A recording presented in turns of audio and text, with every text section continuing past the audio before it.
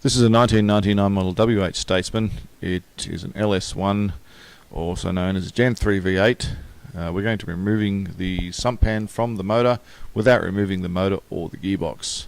It's a caprice model with all the luxury options that you would expect from such a luxury vehicle. First part to come off is the engine cover, held on with 4 bolts. Once that's off, undo the 2 clamps that hold the air intake from the throttle body to the air filter box and pull that hose completely out of the way. Underneath the vehicle we've got the sump protection plate. It's a heavy thick steel plate. It's held on with 4 bolts, 1/2 inch, 2 at the front, 1, 2 and 2 at the back. Get straight into those with a rattle gun or a ratchet, rip those out and have that plate straight off to expose the sump. Once that's exposed, we're going to hook into this with a bit of degreaser and just clean the whole engine up before we start doing anything else to it. There's 2 bolts holding the steering rack in. They're 3/4 inch bolts with a nut on the top. You get them from underneath with a ratchet and put a spanner on top. You also have to undo the steering universal from the steering column. It's got a 1/2 inch bolt that just goes through and holds that whole assembly on. Now, as you can see here, I've taken the starter motor out. It was where I'm pointing, and those 2 bolt holes were 1/2 inch bolts that used to hold the starter motor in. Just pull the starter motor out. You don't have to actually pull it all the way out. I did. Make sure you disconnect the battery first, obviously. Now with an extended 18mm socket, there is 2 nuts that hold the bottom of the engine mounts. They're on either side of the cross member. Undo those. You probably need a rattle gun. They come out pretty easily. Quick word on safety. You're going to need to block the car up from underneath on the chassis rails with good quality car stands that are capable of carrying the entire weight of the vehicle.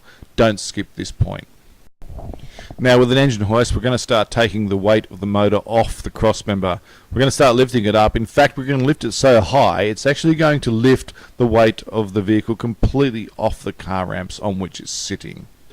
When you lift up the motor with the boom, it's likely that the engine will lift high enough to break the top of the dipstick off from the transmission. So remove the dipstick from the transmission filler tube before you start to lift to avoid damage. Here we've removed the bolts from the cross member, front and rear bolts. This is the driver's side.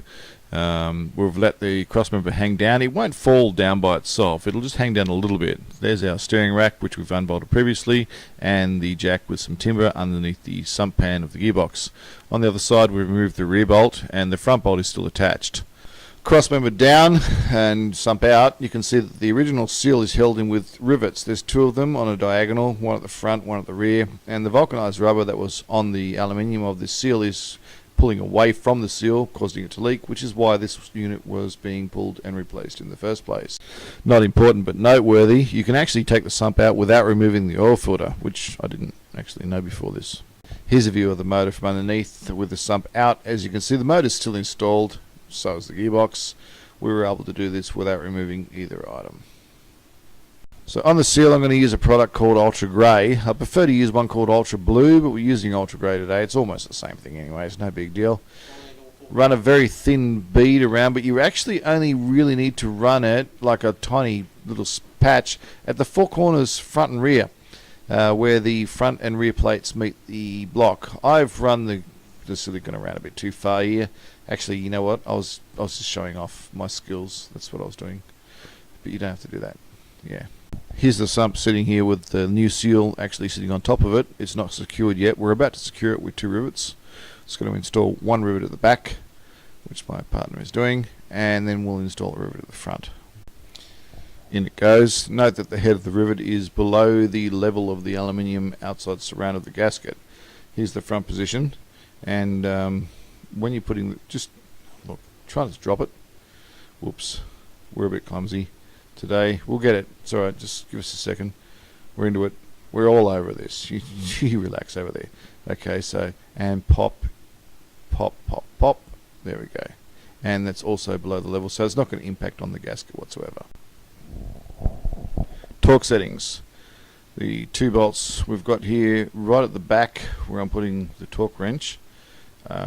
Done up to 12 Newton meters, and all other bolts are done up to 25 Newton meters. Installation is the reverse of the removal. I hope you found this video informative. Enjoy and have a nice day.